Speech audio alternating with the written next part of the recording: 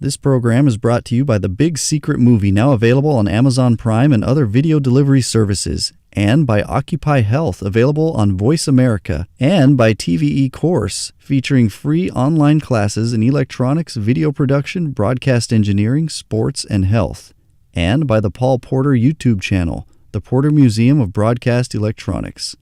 The FCC's stated mission is to make available, so far as possible, to all the people of the United States rapid, efficient, nationwide, and worldwide wire and radio communication services with adequate facilities at reasonable costs.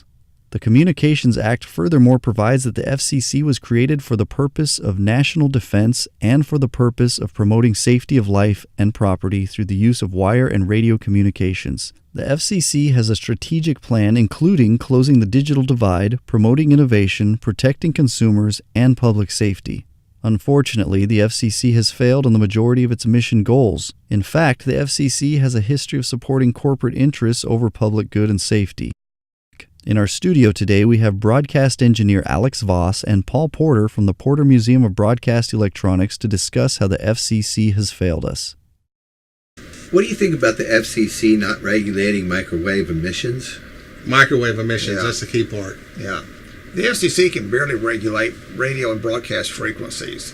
They spend most of their time trying to regulate the internet and kiss up to the phone companies to get them bandwidth, which I resent because they're taking my TV channels away from me.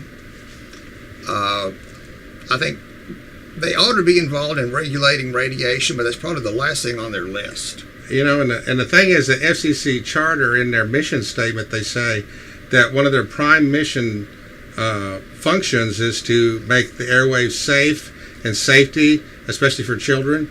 And what we're seeing is they haven't updated the microwave emission standards for small devices or devices that would be in homes and so forth. And now we have a flood of microwave emissions in homes and schools. For instance, in schools in the United States, it's not uncommon to have a room with, maybe 30 or 40 computers in it and 5 or 6 or 7 microwave transceivers in the ceiling, and that this is a flood of microwave radiation in the room. In Germany, in France, in England, and most of Europe, and lots of the rest of the world, they would not do that because they determined that the actual microwave radiation in the classroom was harmful to the children. In the United States, we don't even pay attention to that. I don't think they even think about it. They don't even think about it. It's not making them any money. The cell phone companies where they're making their money. I doubt it's even in their charter to be concerned about microwave radiation, short of controlling frequency allocations so that they don't interfere with each other. Obviously, somebody should be looking into this, but I don't see them doing it. We've been living with RF radiation for the last 100 years, almost 100 years, but it's low frequency. Yeah, see, now microwaves is something that didn't really exist on the surface of the Earth until about 1940. And radar brought us microwaves, yes. Yeah. Magnetrons. But it was very limited until now. Now it's everywhere. Mother Nature went to a lot of trouble to keep microwaves from getting to us from the sun, and we've defeated that by making our own. I don't know if the sun's got microwaves or not, but there's a lot of radiation. I remember when microwave ovens first came out, everybody was panicking about them being dangerous. They're very powerful microwave sources, and the early ones were built like army tanks. They didn't leak, but the new cheap ones you buy today, they leak like a sieve. So the microwaves are all around us, but nobody's paying much attention to us because nobody's died directly from it yet. Well, a lot of the scientific studies that they're doing right now with these physicians and so forth is there's a latency period of 10 to 20 years from starting with the exposure. Like if you hold a cell phone to your head, and you do it a lot, within 10 to 20 years, you probably will get a brain tumor. I mean, like 20% of the people, but with the way everybody's using cell phones, and they look at how it affects blood, the microwave radiation, when it gets to human blood, it causes it to clump together. The cells clump together. They get sticky. And they showed this image where they got high radiation, and the cells would get spiky. And so if it's doing that just to blood cells, I mean, who knows what it's doing? We don't know if it's safe or not. And the FCC isn't going to any trouble to research it. And they're more interested in what the corporations want them to do than what is good for the American public. Yeah. They don't care. Well, the thing is, the guy who runs the FCC is a Harvard-educated lawyer who doesn't even know anything. He hasn't ever taken any communications classes, any electronics classes, any physics classes. All he has is he's a law degree from Harvard, and he knows he's well connected with the body politic in Washington, but he doesn't have a clue what transmitters do or what a resistor is or what a capacitor is. And I think that's really a bad situation for someone that's running the FCC. Well, you would think somebody technical would be in charge, but all they're worried about now is negotiating contracts. Well, I mean, it used to be that you always had somebody that had been an engineer or something in charge of the FCC, and now they've got somebody who doesn't have a clue. Well, in the beginning and even up to today, you need an engineer running the FCC because there's so much to be known. Right. And so much to be understood. But money trumps everything. No pun intended. Exactly. But you know, it's what it is. It's a serious safety concern because they haven't even taken time to update what is safe for microwave communication. Now, I'm not saying that that we need to get rid of cell phones or Wi-Fi. What I'm actually saying is we need to make them safe. And right now, the FCC isn't doing anything at all to even investigate it when the Europeans and lots of scientists and medical people are saying there's a real concern here with microwaves and health. Here's some other considerations that they're bringing up. For instance, men, if they carry the cell phones in their pants pockets, on the front pants pockets, they're seeing a drop in sperm count and viability of sperm. So that means, it's going to be harder to conceive a child. If you conceive a child, if the sperm is not as good as it should be, you might be looking at a birth defect. That's pretty serious. And they're actually seeing that. They're actually doing tests and they're determining that there's a pretty significant drop in your sperm count, your testosterone level. And for women who carry the cell phones on their chest, they find that there's an increase in breast cancer, especially in the locations where the cell phone is touching the breast. And there's a significant indication that that's a severe problem.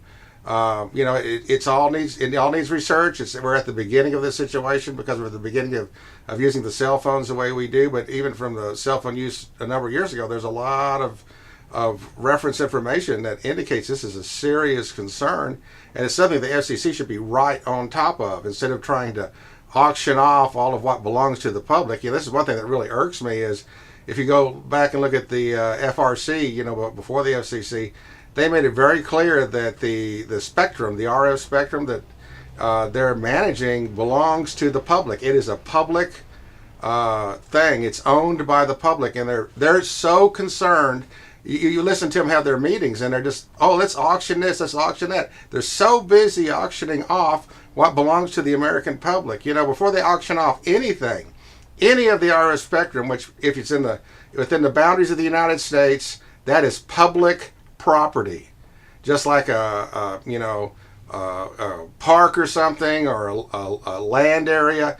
The RF spectrum is a public owned property, and what's happening is they're just going wild auctioning off what belongs to the public to these cell phone companies and these other corporate interests.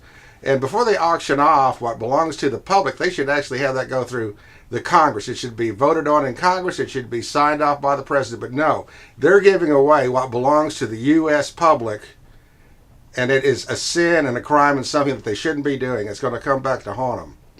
Because if we need that in the future, we're not going to have it. So this reminds me of something that happened about 40 years ago.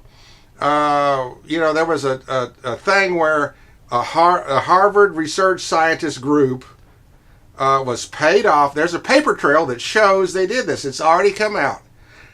The sugar industry, the Sugar Association, paid these scientists to lie and make it look like sugar was healthy for you and fat was the cause of all the health problems, when more the reverse is true.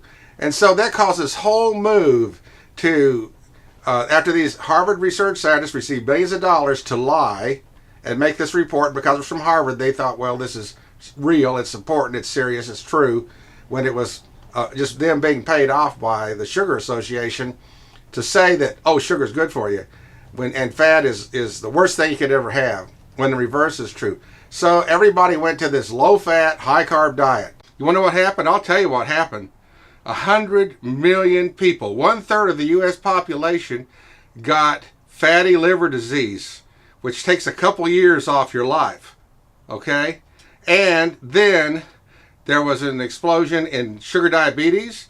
There was an explosion in heart problems and lots of other chronic diseases. That was all because those Harvard scientists lied and took their $1 million and threw 100 million people under the bus with no concern. And they knew what they were doing. That was because a corporation was trying to make them do something and get somewhere. And here we're going again with the cell phones. So you go 20, 30 years down the road when a lot of people have cancer because they got away with it. It's the same thing all over again. We're going to hell slowly. Now we're going to hell fast. Yep. Nothing we can do about that, I'm afraid.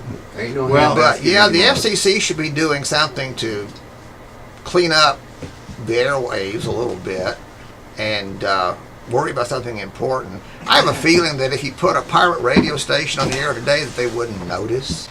But yeah, it's a mess. They've, like everybody else, they're not doing their job and they've let us down and we're suffering for it. But we've got all the digital TV we can watch. I mean, what more could we ask for? Maybe something with usable content. And we can talk, well, My CD quality is there. another story. Yep. Well, you know, if we have a big EMP sometime, that'll change it all. Yeah, and I got vacuum tubes. I'll still be on the air. Yeah. And see, no, the problem is that, the digital age we're in, no one ever thinks that it was like 1860, they had a massive EMP that would took everything out. And it's cyclical. Yeah. And, they don't It plan could for happen that. again. Yeah, back then they had lightning shooting out of the telegraph wires and telegraph poles catching fire. And God help you if you had an early telephone, it'd fry that thing. Yeah, but right now, if we had one of those, that'd be the end Yeah. of the digital age for a while. Well, it was the end of telegraph for a few months. So you had one today, it'd get everything. Yeah, the cars wouldn't run. Yeah. And Well, you induce enough current into we've an got ignition cars coil, that you'll will open it, you'll burn it up. well, maybe the old ones with And points. the older ones with points. Yeah, but most of the cars, any car that has a computer in it, if we had the EMP Oh, yeah. equivalent, Any car that has a distributor cap. well, some of the ones had solid state in the distributors. They did, but Yeah. it'd be a car like 1965 or before. Yeah, with electric ignition. Yeah. Points and condenser, rotary distributor. Yeah, you might survive that because the ignition coil is easily replaced. Yeah, that'd be the biggest Yeah. pain in the butt keeping that thing going. See, though. the FCC isn't regulating production of equipment that would survive an EMP, which is going to happen sometime. That's never even crossed their What is mind. that, a sunburst or something? Yeah, that's an electromagnetic wave, a huge one that will induce massive amounts of energy into any metal it hits. Whoa. Telephone lines in particular pick up huge amounts of voltage, Lots of aluminum. and it would fry wires, it fry electronics. It wouldn't even have to draw a spark to kill a processor at a cell phone. Oh, it'd take them all out. But the thing is, static will do that. but it just takes exploding an A-bomb way up in the atmosphere, and it does the same thing. Yeah. And so if somebody ever wanted to take out the United States, just three or four nukes going off in the high atmosphere would take out all our electronics. Well, we're so dependent on this stuff.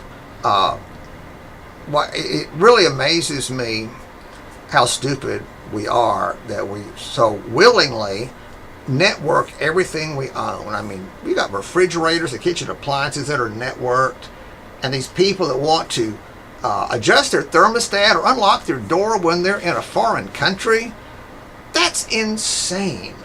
But we have willingly plugged ourselves into the internet without thinking about the consequences, and it's going to come back to bite us. Well, a lot of these things, we had a situation here where the internet went out for a day and a half because they had all their facilities in one location, and everybody lost their internet for a whole city Thought they were going to die. because there was a fire at this one location. And if they had done their design properly, they would have had multiple nodes. They could have bypassed the problem area. But no, everything went to this one place, and it took out the whole internet Yeah. in the city of Dallas Well. for a day. Well, I guarantee you now it's spread out all over the place. Yeah.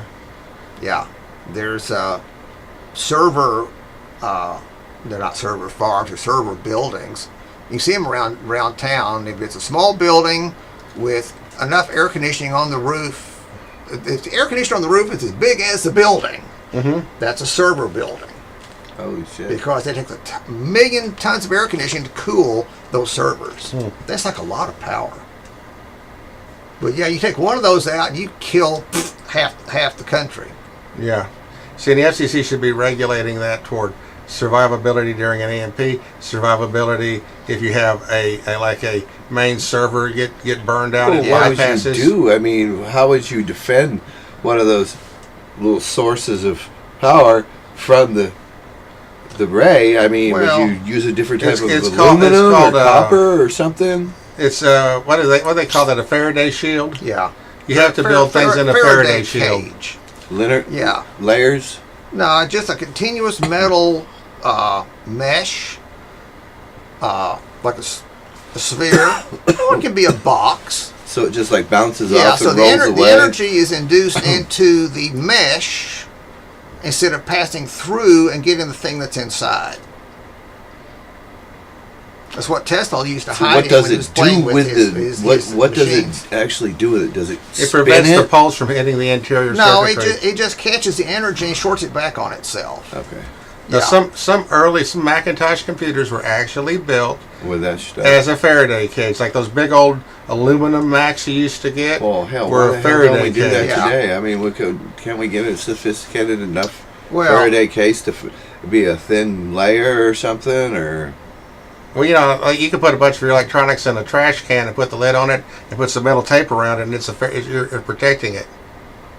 You'd have to know the storm was coming first. So. Yeah. Well, I mean, you No. can put your backup stuff in the trash Well, can. so and yeah. these storms are really undetectable. We have about 8-minute warning. 8 minute. Well, I say 8 seconds. 8 minute warning because you see it before you gets here. So yeah, you could put your hard What will it drive do or to something us? with valuable information into a metal container. It might survive. Yeah. Well, they take out people that had pacemakers. Yeah. I think we get hit with one of those. It doesn't matter. It's going to take you out one way or the other. You would see if you have one of the things that no one thinks about. If you have this EMP hit the country, food delivery would end. That means there'd be no food in the grocery stores. There would be no vehicles delivering food. There would be no running water in the system. Well, nothing moves without the internet. Yeah. I was saying earlier about how we willingly So you- networked everything. And I understand needing to communicate between this plant and that plant, and use computers control, big machines like a water system in a city or a power plant. All of our necessary mechanical infrastructure is now computer dependent. Even if you've got a person standing there to run the machine, without the computer, it's useless. And these are all linked together. They've already proven that you can hack into the electric utility and start flipping switches and turn off this transformer or interrupt that generator. It's all connected by the internet. And it's scary because used to you'd have a wiring system for this industry. This other system would have its wiring system between its buildings or plants. Yeah. And you couldn't hit them all from one place. Now it's all one big web, and I mean they do mean web. Everything plugs in that CAT cable or Ethernet cable into a socket, and it goes into a server, which goes across the planet to God knows where, and can access the brains of any electronic device hooked to it with enough knowledge. And that's just a dumb thing that we have built. Including voting machines. Voting machines. Don't tell me those can't be hacked. Oh, of course they can. I mean, they've shown that they can be hacked. Medical records, the Russia whole did bit, everything is vulnerable because we have willingly put it all on one. Here's where you get the FCC, unchaperoned, unregulated network. Yeah. And the thing is that it's a failure. It's a safety issue. And with the FCC is required to help with public safety, Now Yeah. they've gotten rid of master control operators in television stations. They're going to get rid of the engineers in television stations, and so a television station is basically a repeater of something that's of someone in Wisconsin that is handling 50 other television stations. We haven't had local news in years. It's talking heads reading a teleprompter, and God knows who's feeding that teleprompter. Some of the networks we know who's feeding it because they'll read exactly the same story. But what really kills me is that you look at the local news, which is the one thing TV stations still do, and you get a long shot of their studio. There's no camera operators. They're either stationary or they're robotic. And there used to be at least somebody in the booth doing switching and controlling. Nobody up there. There's a company someplace in Georgia, I'm told, that does a lot of this, that they remotely switch TV stations from out of state over the internet. Georgia or Wisconsin. But the thing is, let's say that we lost the internet, the TV stations wouldn't work. No. They couldn't. They do all this thing about the emergency announce system. You lose the internet, it's down. Yeah. And there's no controlling it. There's no accessing it. Everything at the station is digital. There's no tape on a TV station or anything analog. Even the cameras are digital. There's just no way around it. But running a local news broadcast from a control room 3 states away, I mean, what are we thinking? Well, they save a lot of money on staff. Yeah. And that's what's important to them. But if the real emergency came and you had to be local entirely, the way they've understaffed the FCC's allowed them to understaff the stations, no engineering staff, no production staff, no technical staff.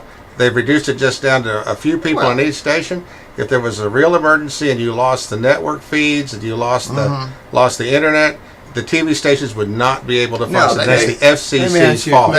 They couldn't warn us of anything. Who comes in and places those cameras where they're supposed to be? They get a vendor to come set them. Yeah. And then somebody writes a program to run it. Yeah. Remember that back in the dark ages when you were interning at the local radio station and got a chance to be an on-air DJ, that you had to have a first-class phone license. Yeah, no such thing as first-class talk FCC on the radio, and you couldn't be in the station alone. There had to be an engineer with you in the building before you could be on the air. That's all over with. Oh yeah. You could have a CEO and you could have a CFO at the station, but any technical staff that would keep it running in an emergency, they're not necessary. No, because anything digital, you can go to a call center and they can log in and fix it, provided that you can access them. Well, I'm just saying there's some things that you can't log in and fix. Right. No one's thinking about the emergency situations that can happen. Oh, but you know who can now do national alerts over your cell phone? Right. Of course, if the network goes down, that's gone too. So. Well, I know, but they've let that slip by somebody.